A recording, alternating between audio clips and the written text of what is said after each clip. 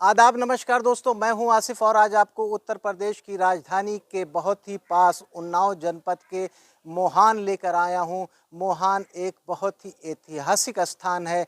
आज हम जो कोठी आपको दिखाने जा रहे हैं वो दो भाइयों की कोठी थी, हकीम सज्जाद और हकीम जव्वाद की, जो यहाँ के ज़मींदार हुआ करते थे। सामने आप देखेंगे तो देखिए ये गेट नज़र आ रहा है और इस गेट के अंदर उनकी शानदार कोठी है।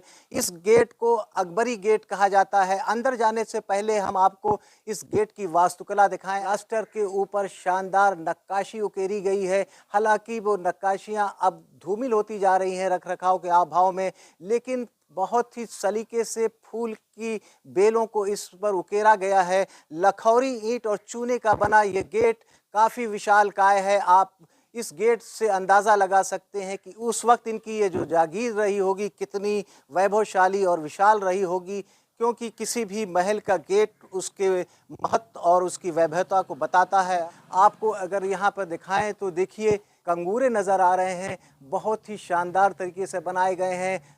हम मुख्य गेट से जब अंदर की तरफ आए तो देखिए एक गेट और नज़र आ रहा है। हालांकि ये गेट पूरी तरह से टूट गया है। उस समय किसी भी महल में, किसी भी हवेली में दो गेट हुआ करते थे। पहले गेट पर जहाँ पर पहरेदार या संतरी रहते थे सुरक्षा की दृष्टि से। जब हम दूसरे गेट पे आए तो देखिए इस गेट की भी हाल बहुत ही ख़राब है। यहाँ पर भी अब दरवाज़ा नहीं है, क्योंकि वक्त के साथ ये शानदार हवेली अब धीरे धीरे खंडहर में तब्दील होती जा रही है। जब हम अंदर आए तो देखिए एक प्रांगण हमको नज़र आ रहा है। हमारे जो बाईं तरफ देखिए तो पूरा एक खंडहर सा नज़र आ रहा है। पुरानी इमारतों को तोड़ के नया निर्माण शुरू किया जा रहा है।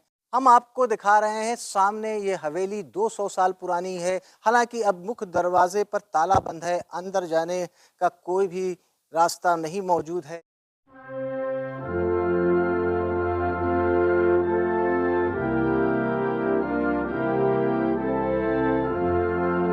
जो फ्लोर है वो भी लखौरी ईंटों का बना है। यहाँ पर देखेंगे तो काफ़ी मजबूत दरवाज़ा आज भी नज़र आ रहा है। ये स्थान है, हालांकि छोटा है, लेकिन यहाँ पर उस समय पहरेदार बैठा करते थे। आपको डिज़ाइन दिखाएं, इस पे सफ़ेद पेंटिंग कर दी गई है, लेकिन इस पर देखेंगे तो आपको एक कलश जैसी आकृति नज़र आएगी। इसके बगल में भी एक आपको कंगूरेदार मेहराब नज़र आएगी। सेम आपको इस तरफ भी वैसे ही नज़ारा दिखाई देगा। अगर हम आपको ऊपर का दृश्य दिखाएं तो ऊपर एक बालकनी नज़र आ रही है, उस पर भी जो आपको खिड़की और दरवाजे नज़र आ रहे हैं।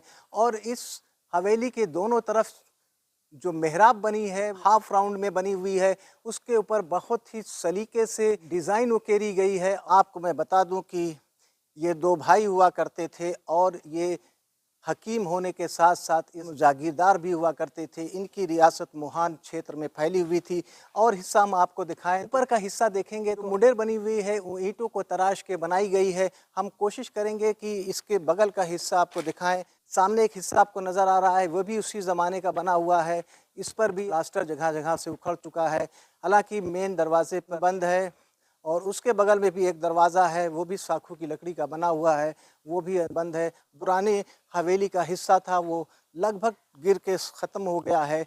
यहाँ पर काफ़ी हिस्सा टूट गया है। कोशिश करते हैं कि आपको अंदर का कुछ चीज़ें दिखा सकें, जो उस वक्त ये हवेली कैसी रहती थी। इधर आए तो देखिए छत इसकी टूट चुकी है, लेकिन ये साखू की डॉटेड छत है जो नज़र आ रही है।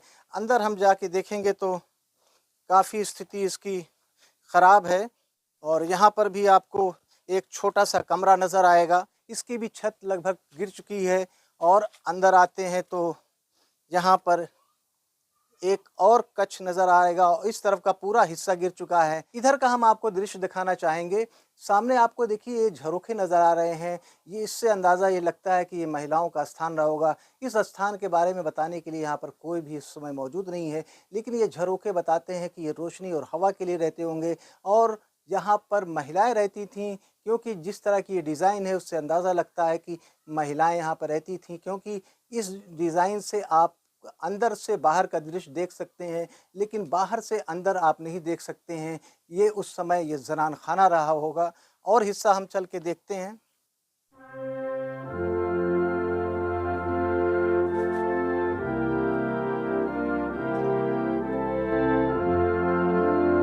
उस खंडहर से निकल कर आए तो सामने हमको एक गैलरी नज़र आ रही है। हम कोशिश करेंगे उस गैलरी के पीछे कि देखें क्या है, और ये इस कोठी के पीछे का हिस्सा है। यहाँ पर भी आए तो देखिए प्लास्टर पूरी तरह से दीवारों पे उखड़ चुका है, लेकिन ये दीवारें आज भी कितनी मजबूत हैं ये आपको नज़र आएंगी। लखौरी ईंट और चूनों के मसाले का इस्तेमाल किया गया है। मजबूती आज भी इसकी 200 साल पहले जितनी थी उतनी ही नज़र आ रही है। इधर देखिए तो एक ये रास्ता नज़र आ रहा है। यहाँ पर भी साखू की लकड़ी का इस्तेमाल करके इस रास्ते को बनाया गया था। इधर एक गैलरी जैसा नज़र आ रहा है। ये महल का ज़रान खाना हुआ करता था और इसमें पुरुषों के रहने का स्थान हुआ करता था। इसीलिए 2 हिस्सों में ये हवेली बटी हुई है। हम और आगे जा रहे हैं, देखते हैं ये हवेली का कहाँ तक का हिस्सा है। इधर आए तो देखिए कहीं-कहीं पे प्लास्टर आपको नज़र आएगा, लेकिन ज़्यादातर हिस्से उखड़ चुके हैं प्लास्टर से। इधर एक दरवाज़ा है, वो उस पर भी ताला बंद है और यहाँ पर जाके रास्ता समाप्त होता है। जो महिलाओं का स्थान था, जो मैं अंदर ले जाके आपको दिखाया था इससे पहले, वहाँ पर भी अब वो टूट के पूरी तरह से ख़त्म हो गया है। नए दरवाजे लगाकर इसको बंद कर दिया गया है।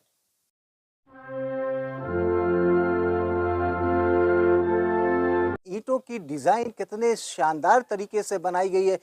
आप उस समय कल्पना कीजिए कि कारीगर कितने शानदार हुआ करते थे।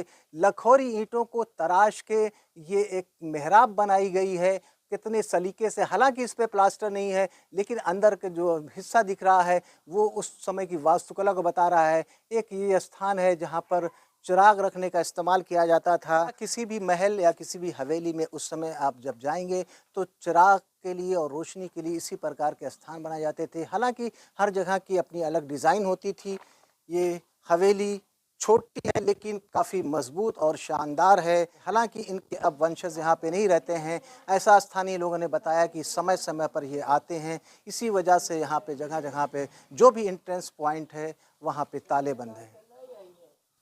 हम इस हवेली के प्रांगण में खड़े हैं तो आप देखेंगे तो गेट का ये हिस्सा, यहाँ पर आप जो ख़ास बात हमको नज़र आई कि लखौरी ईंटों को बहुत ही डिज़ाइन के साथ जमाया गया है और इन दीवारों का निर्माण किया गया था। अगर सामने का आप दृश्य देखें तो कितने सलीके से एक ढालदार लखौरी ईंटें में यहाँ पर लगाई गई हैं और ये लखौरी ईंटें काफ़ी पतली हैं। मुख्य गेट का हिस्सा है, वहाँ पर भी लखौरी ईंटों को इसी तरह से सलीके से बनाया गया है और गेट के ऊपर दोनों तरफ 2 बुर्जियाँ नज़र आ रही हैं। बीच में भी एक बुर्जी नज़र आ रही है। बुर्जी के ऊपर देखेंगे तो ऐसा लगता है कि कमल की आकृतियाँ हैं, क्योंकि उस समय जो कारीगर होते थे ख़ास तौर से वो कमल की आकृतियाँ या इस तरह के फूल पत्तों का ज़्यादा इस्तेमाल अपने वास्तुकला में करते थे। दोस्तों, आज हमने आपको उन्नाव जनपद के मोहान की हकीम सज्जाद और हकीम जव्वाद की हवेली दिखाया, जो यहाँ के जागीरदार हुआ करते थे। करीब 200 साल पुरानी ये हवेली है। हालांकि ये हवेली अब धीरे-धीरे टूट के ख़त्म होती जा रही है, लेकिन जो भी हिस्सा बचा है काफ़ी शानदार है और मज़बूत है। रख-रखाव के अभाव में काफ़ी हिस्सा ध्वस्त हो गया है। उम्मीद है कि आपको हमारा ये वीडियो पसंद आया होगा। हम इसी प्रकार के हिडन जेम्स को खोजकर आप तक पहुँचाते हैं, आप तक दिखाते हैं। आपको अगर ये वीडियो और हमारा चैनल पसंद आया तो हमारे चैनल हिस्टोरिक आसिफ को लाइक कीजिए, सब्सक्राइब कीजिए और इसी प्रकार के वीडियोस को देखने के लिए हमारे साथ जुड़िए। और हाँ, अगर आपके क्षेत्र में कोई इस तरह के हिडन जेम्स या पुराने ऐतिहासिक इमारत है तो हमको कमेंट्स करके ज़रूर बताइए, हम उसका वीडियो बनाएंगे। इजाज़त दीजिए आसिफ को, फिर मिलते हैं किसी नए स्थान पर किसी नई चीज़ों के साथ। तब तक के लिए जय हिंद, जय भारत।